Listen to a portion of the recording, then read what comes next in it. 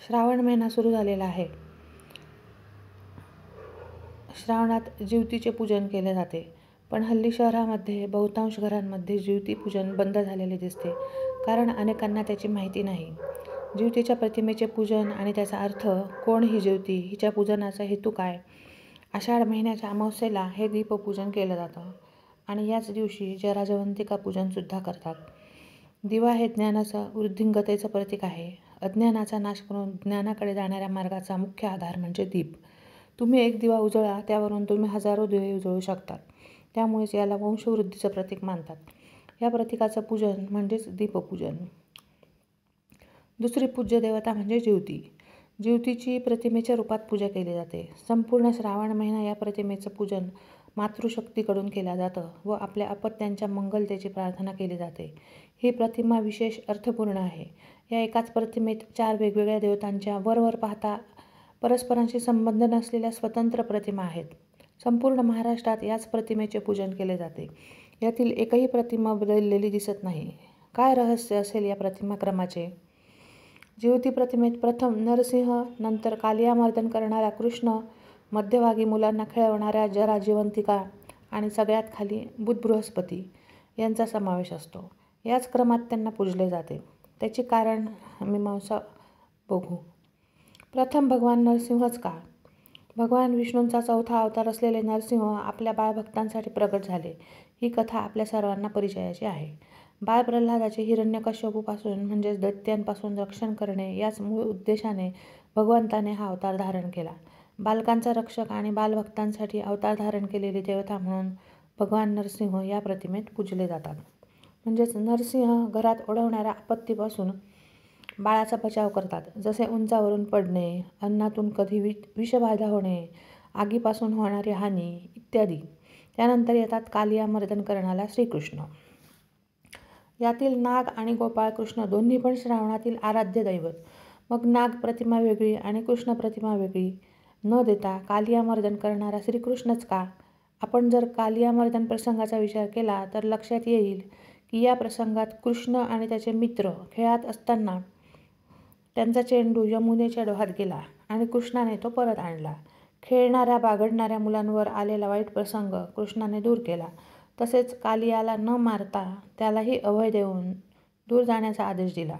नाग हा सरपटणाऱ्या प्राण्यांमध्ये मुख्य, सरपटणाऱ्या प्राण्यांपासून वाचवणारा, त्याचबरोबर महत्त्वाच्या प्राण्यांना अभय देणारा, खेळात बागडत असताना बालकांवर आलेल्या वाईट प्रसंगातून वाचवणारा कृष्ण येथे कालियामर्दन स्वरूपात पूजला जातो. म्हणजेच कालिया मर्दनक कृष्ण बाहेरच्या आपत्तीपासून जसे खेळताना येणाऱ्या आपत्ती, पाण्यापासूनचे संकट, सरपटणाऱ्या प्राण्यांचे भय इत्यादीपासून बचाव करतात. घरात आणि घराबाहेर बाळांवर येणाऱ्या संकटांपासून हे दोन्ही देव बालकांचे रक्षण करतात, म्हणून जिवती प्रतिमेत त्यांचे प्रथम स्थान.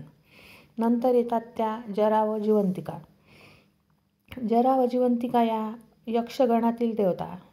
जरा या यक्षिणीबद्दल महाभारतात एक कथा येते. मगध नरेश बृहद्रथ याला 2 राण्या असतात. दोन्हीही राण्यांवर त्याचे सारखेच प्रेम असते, परंतु राजाला पुत्र-पुत्री काहीही नसल्यामुळे राजा चिंतित असतो.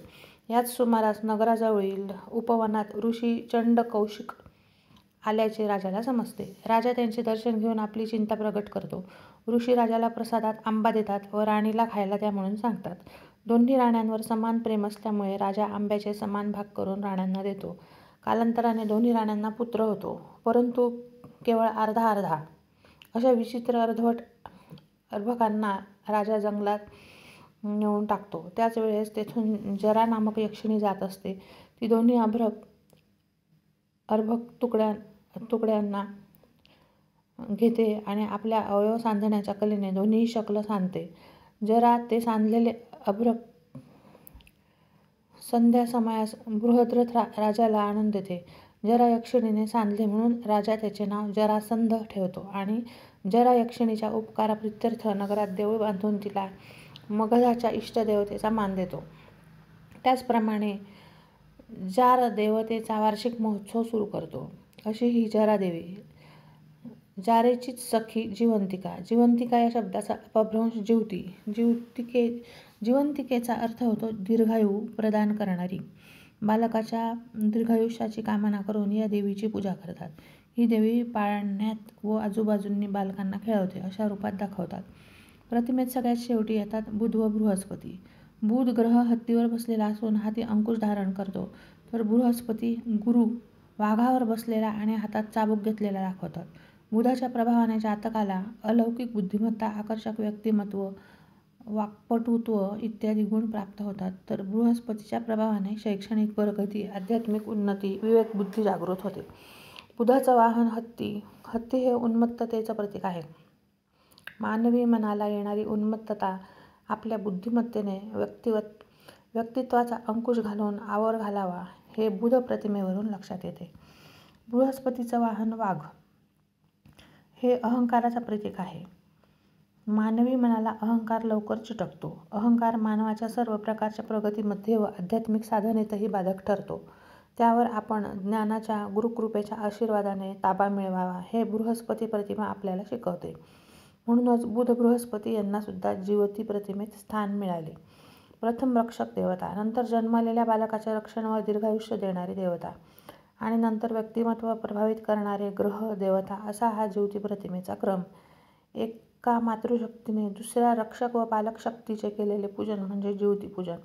जगातील सर्व प्राणीमात्रांच्या उज्ज्वल भविष्याची रक्षणाची प्रार्थना म्हणजे जिवती पूजन.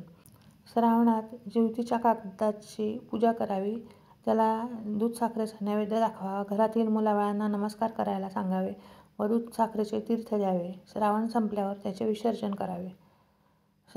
श्रावण अमावस्येला हा कागद उपडा करून ठेवण्याची व दुसऱ्या दिवशी विसर्जन करण्याची प्रथा आहे. श्रावणानंतर मुलांना हा कागद दिसता कामा नये.